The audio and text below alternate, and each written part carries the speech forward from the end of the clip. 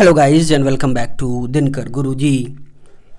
दोस्तों आज के इस वीडियो में हम डिस्कस करने वाले हैं जनरल अवेयरनेस के काफ़ी इंपॉर्टेंट क्वेश्चंस जो कि आपकी आगामी आने वाली इलाहाबाद विश्वविद्यालय प्रवेश परीक्षाएं और CUET PG के लिए काफ़ी महत्वपूर्ण होने वाली हैं।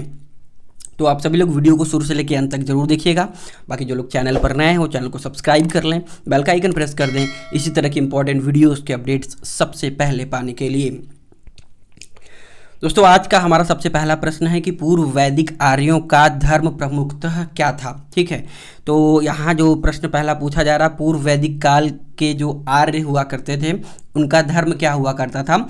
तो उनका धर्म था दोस्तों प्रकृति पूजा और यज्ञ करना। ठीक है, ऑप्शन सी जो है कि इस प्रश्न का सही उत्तर हो जाएगा, प्रकृति पूजा और यज्ञ करना। ठीक है, अगर हम बात करें पूर्व वैदिक आर्यों का तो काल जो है कि सामान्यतः इनको 1500 से 1000 ईसा पूर्व का समय माना जाता है और इस समय इस काल के लोग कृषि, पशुपालन तथा प्रकृति की पूजा करते थे, जिसमें कई सारे पेड़ों की पूजा जैसे बरगद पूजा या पीपल की पूजा या नीम वृक्ष की पूजा जो है कि ये किया करते थे। तो इस प्रश्न से रिलेटेड जो है कि ये सारे फैक्ट आपको याद होने चाहिए।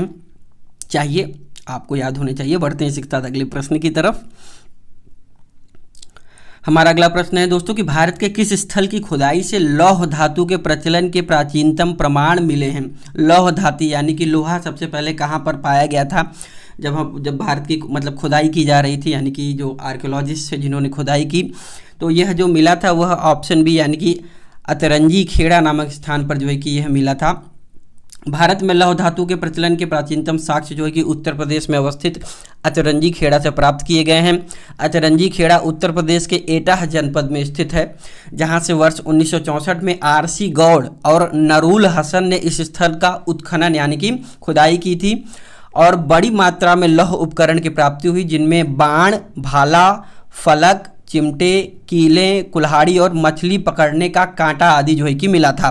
तो इस प्रश्न से रिलेटेड ये सारी जो इन्फॉर्मेशन या फैक्ट्स मैंने आपको बताए हैं ये भी आपको याद होना चाहिए। बढ़ते हैं इसी के साथ अगले प्रश्न की तरफ। हमारा अगला प्रश्न है कि दिल्ली की कुव्वत उल इस्लाम मस्जिद के प्रांगण में उन्नत प्रसिद्ध लौह स्तंभ किस स्मृति में बना है। ठीक है, तो यह किस स्मृति में बना है या किसकी स्मृति में बना है यह पूछा जा रहा है। तो यह चंद्रगुप्त की जो है कि स्मृति में बनाया गया है। दिल्ली की कुव्वतुल इस्लाम मस्जिद के प्रांगण में उन्नत प्रसिद्ध लौह स्तंभ गुप्त वंशी शासक चंद्रगुप्त द्वितीय, देखिए ये बात आपको याद रखना है, चंद्रगुप्त द्वितीय यहाँ पर एग्जैक्ट आंसर होगा। हालांकि चंद्रगुप्त ऑप्शन में था तो आप लगा सकते हैं, लेकिन एग्जैक्टली जो शासक का नाम था वह चंद्रगुप्त द्वितीय था। और इस लौह स्तंभ की स्थापना चंद्रगुप्त द्वितीय ने हूणों के विरुद्ध जो है कि विजय के फलस्वरूप कराई थी। इस विजय स्तंभ में किसी चंद्र नामक शासक का वर्णन है, जिसका संबंध जो है कि इतिहासकार चंद्रगुप्त द्वितीय से बताते हैं। तो इस प्रश्न से जुड़े ये सारे फैक्ट्स आपको याद होने चाहिए। बढ़ते हैं अगले प्रश्न की तरफ। हमारा अगला प्रश्न है कि पाल वंश का संस्थापक कौन था, जिसे बंगाल की आम जनता ने अराजकता से मुक्ति दिलाने के लिए चुना था। तो उस शासक का नाम था दोस्तों गोपाल। ठीक है, ऑप्शन ए इस प्रश्न का सही उत्तर है। पाल वंश का संस्थापक गोपाल को माना जाता है। ऐसा कहा जाता है कि गोपाल को बंगाल का शासक वहां के लोगों ने बनाया था। गोपाल बौद्ध धर्म का अनुयायी था तथा इसे ओदंतपुरी विश्वविद्यालय की स्थापना की थी, यानी कि इसको ओदंतपुरी विश्वविद्यालय का संस्थापक भी माना जाता है। तो इस क्वेश्चन से जुड़ा हुआ ये फैक्ट भी आपको याद होना चाहिए। बढ़ते हैं इसी के साथ अगले प्रश्न की तरफ। हमारा अगला प्रश्न है दोस्तों कि जलियांवाला बाग हत्याकांड के लिए जिम्मेदार ओ डायर को निम्न में से किसने मारा था। तो जलियांवाला बाग हत्याकांड जो है कि कब हुआ था, एग्जैक्टली डेट आप लोग कमेंट करके बताइएगा। 13 अप्रैल 1919 को हुआ था और यहाँ पर जिस ओ डायर के कहने पर गोलीबारी वहाँ पर शुरू की गई थी, वह उसकी हत्या जो है कि सरदार उधम सिंह के द्वारा की गई थी 1940 में। ठीक है, 1940 में इंग्लैंड में जाकर जो है कि सरदार उधम सिंह ने जनरल ओ डायर को जो है कि गोली मारी थी। तो इस प्रश्न का जो सही उत्तर है वो ऑप्शन सी हो जाएगा। बढ़ते हैं इसी के साथ अगले प्रश्न की तरफ। हमारा अगला प्रश्न है कि किस आंदोलन को हिंदुओं और मुसलमानों दोनों का समर्थन मिला था। तो यह जो आंदोलन था वह हमारा है ऑप्शन सी जो है कि असहयोग आंदोलन जो है कि इसका सही उत्तर है। असहयोग आंदोलन दोस्तों वर्ष 1920 में गांधी जी द्वारा चलाया गया था और यह एक व्यापक आंदोलन था जिसमें सभी वर्गों की भागीदारी थी, जिसके कारण इस आंदोलन को पहली बार पूरे भारत में समर्थन भी मिला था। बढ़ते हैं इसी के साथ अगले प्रश्न की तरफ। हमारा अगला प्रश्न है 7वां प्रश्न पूछा जा रहा है कि माउंट एटना, जिसे यूरोप का सबसे सक्रिय ज्वालामुखी माना जाता है, वह निम्नलिखित में से किस देश में स्थित है। ठीक है, तो माउंट एटना की लोकेशन पूछ ली गई है।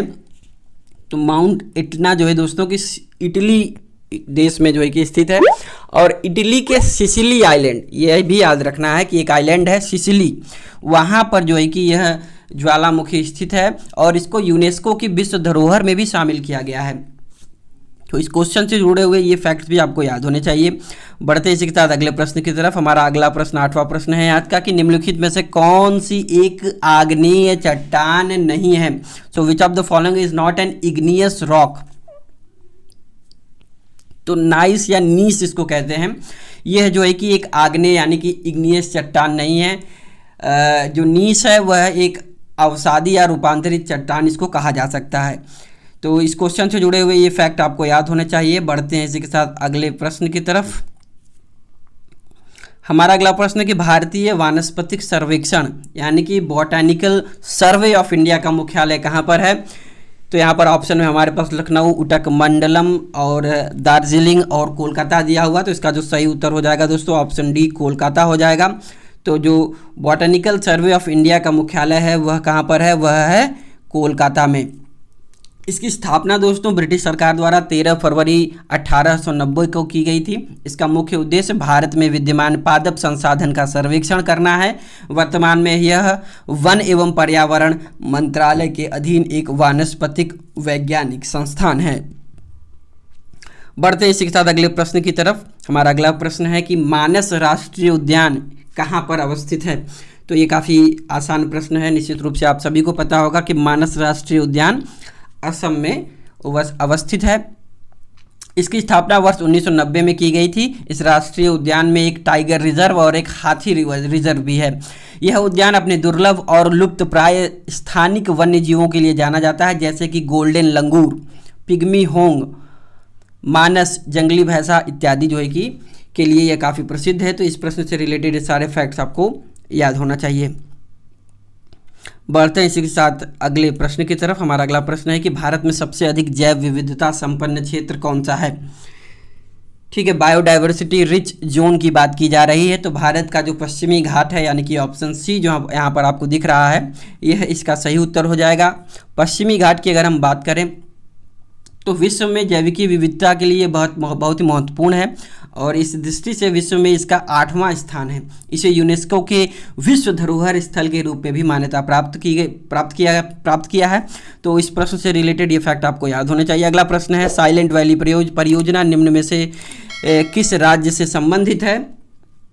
तो साइलेंट वैली नेशनल पार्क भी है, तमाम चीज़ें आपने सुना होगा इसके बारे में, और यह केरल में अवस्थित है। ठीक है, साइलेंट वैली जो प्रोजेक्ट है यह केरल राज्य में अवस्थित है।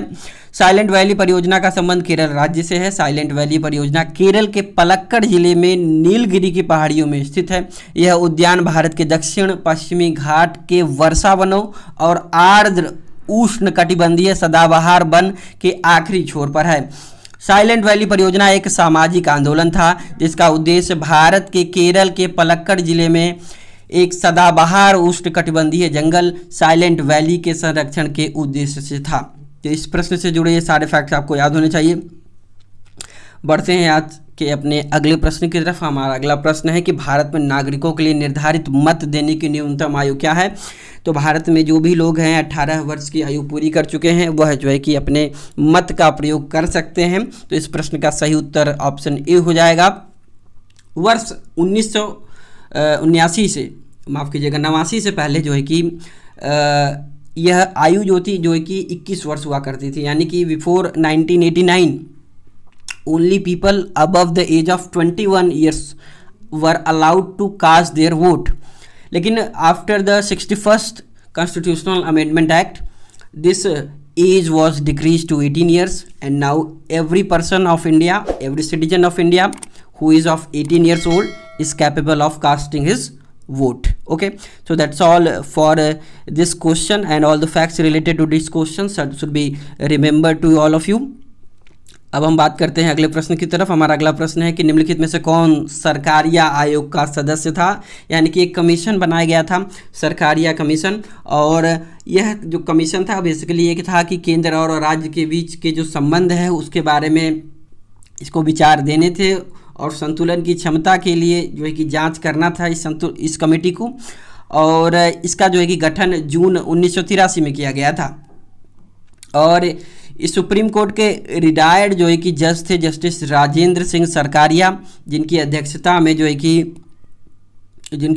में अगर हम कहा जाए कि इसका गठन किया गया था। और अन्य सदस्य में अगर हम बात करें तो श्री वी शिवरामन और डॉक्टर एस.आर. सेन थे। तो डॉक्टर एस.आर. सेन यहाँ पर ऑप्शन में आपको दिख रहा है, तो ऑप्शन सी इसका सही उत्तर हो जाएगा।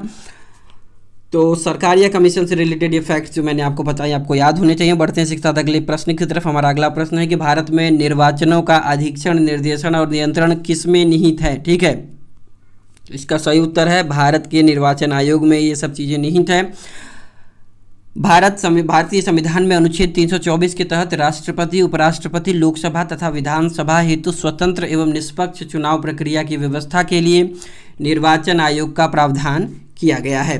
तो आर्टिकल 324 जो है कि संबंधित है इससे, ये भी आपको याद रखना है। बढ़ते हैं 16वें प्रश्न की तरफ। हमारा 16वां प्रश्न है कि निम्नलिखित में से कौन अंतर्राज्यीय परिषद गठन करने के लिए अधिकृत है। अंतर्राज्यीय परिषद यानी कि इंटर स्टेट काउंसिल की बात यहाँ पर की जा रही है। तो इंटर स्टेट काउंसिल का जो गठन है वह भारतीय संविधान के अनुच्छेद 263 के अंतर्गत राष्ट्रपति द्वारा लोकहित में अंतर्राज्यीय परिषद का गठन किया जा सकता है। ठीक है, यानी कि ऑप्शन बी इस प्रश्न का सही उत्तर हो जाएगा।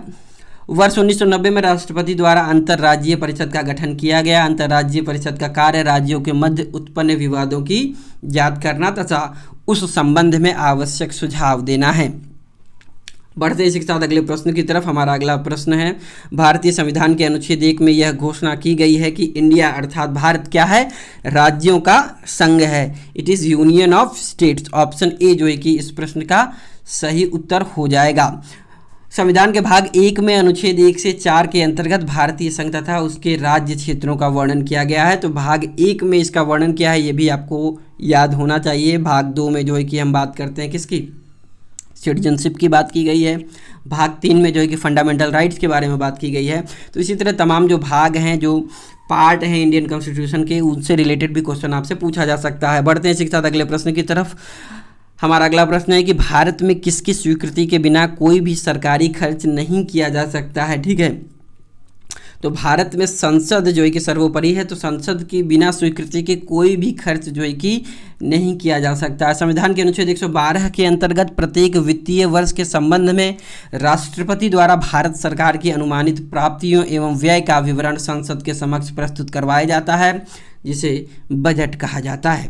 तो इस प्रश्न से जुड़े ये फैक्ट्स भी आपको याद होने चाहिए। बढ़ते हैं अगले प्रश्न की तरफ। हमारा अगला प्रश्न है कि गरीबी हटाओ का आह्वान किस पंचवर्षीय योजना के में जो है कि सम्मिलित किया गया था। यह 5वीं पंचवर्षीय योजना थी। याद है आपको, ये काफ़ी रिपीट होने वाले प्रश्न हैं, इसलिए मैं कहता हूं कि जो जनरल अवेयरनेस के यहाँ पर प्रैक्टिस सेट आपको कराया जा रहा है, इसको एक बार आप जरूर देख जाइएगा।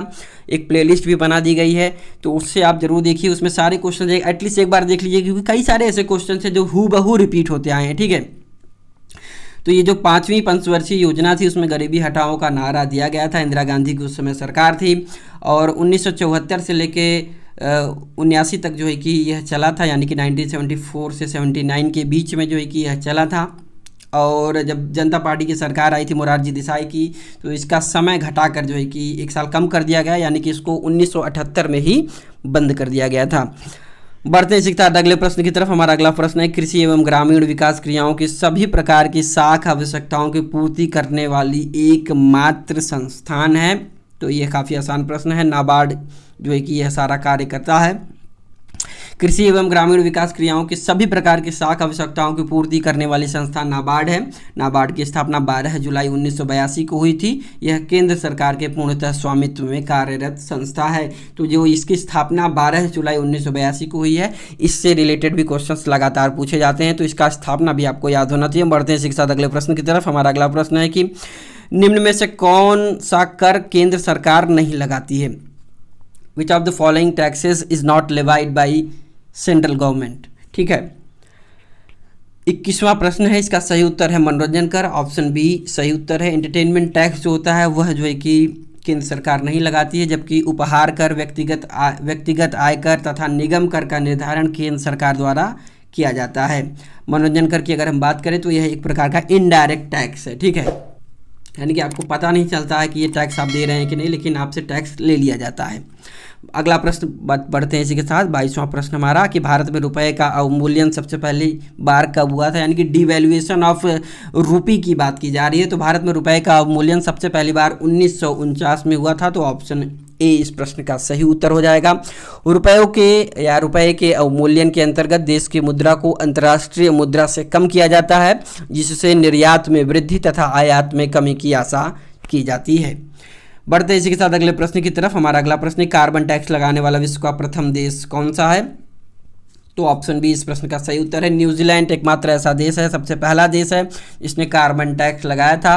कार्बन टैक्स प्रदूषण पर कर का रूप है, यानी कि एक प्रकार का ऐसा टाइप ऑफ टैक्स है जो कि पॉल्यूशन के ऊपर लगाया गया है, जिसमें कार्बन के उत्सर्जन की मात्रा के आधार पर जीवाश्म ईंधनों के उत्पादन, वितरण एवं उपयोग पर शुल्क लगाया जाता है।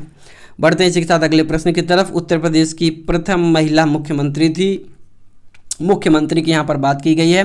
तो मुख्यमंत्री यहाँ पर ऑप्शन सी जो है कि सही आंसर हो जाएगा। सुचेता कृपलानी जो है कि उत्तर प्रदेश की प्रथम जो है कि महिला मुख्यमंत्री थी। और प्रथम उत्तर प्रदेश की ही नहीं, पूरे देश की अगर पूछा जाए तो भी सुचेता कृपलानी को ही आपको लगाना है। यहाँ पर ऑप्शन ए में सरोजिनी नायडू जी भी दिख रही हैं। सरोजिनी नायडू जी की अगर मैं बात करूँ तो यह उत्तर प्रदेश की ही नहीं, पूरे देश की प्रथम जो है कि महिला राज्यपाल रही हैं, ठीक है। तो राज्यपाल अगर पूछा जाए तो सरोजिनी नायडू को लगाना है आपको, मुख्यमंत्री पूछा जाए तो सुचेता कृपलानी को लगाना है। बढ़ते हैं इसी के साथ हम आज के अपने आखिरी प्रश्न की तरफ। 25वां प्रश्न है, किस भारतीय राज्य में गमछा एक सांस्कृतिक प्रतीक है? तो यहाँ पर काफ़ी ज़्यादा कन्फ्यूज़न हो सकता है गमछा को लेकर। यूपी और बिहार के जो छात्र हैं या जो लोग हैं वो ऐसा मानेंगे कि ये तो अपने ही तरह का या अपने इलाके का जो है कि फैशन स्टाइल है, लेकिन ऑफिशियली अगर हम बात करें तो असम का जो है कि यह जो है कि एक सांस्कृतिक प्रतीक है। असमी गमछा सामान्यतः सूती कपड़े से बना हुआ एक सफ़ेद आयताकार टुकड़ा होता है। असम में परंपरागत रूप से 2 प्रकार के गमछे बुने जाते हैं, इन्हें डका और कूलम कहा जाता है। तो इस प्रश्न का उत्तर जो है कि ऑप्शन सी हो जाएगा। तो इसी प्रश्न के साथ आज का वीडियो यहीं पर हम समाप्त करेंगे। ये वीडियो आपको कैसा लगा कमेंट सेक्शन में कमेंट करके ज़रूर बताइएगा। बाकी जो लोग चैनल पर नए हैं वो चैनल को सब्सक्राइब कर लें, बेल का आइकन प्रेस कर दें। बाकी जो प्लेलिस्ट बताई गई है उसको आप जरूर देख लें। Model test paper university of Allahabad entrance examination 2023 के नाम से चैनल पर उपलब्ध है, तो उसके सारे वीडियोस आप जरूर देख कर जाएँ ताकि कंपलसरी पेपर में आपको दिक्कतों का सामना न करना पड़े। बाकी सुनिश्चित सफलता के लिए आपको अपने सब्जेक्ट पर मेहनत करनी होगी। बाकी आज के इस वीडियो में बस इतना ही। अपना बहुत बहुत ध्यान रखिएगा। जय हिंद, वंदे मातरम।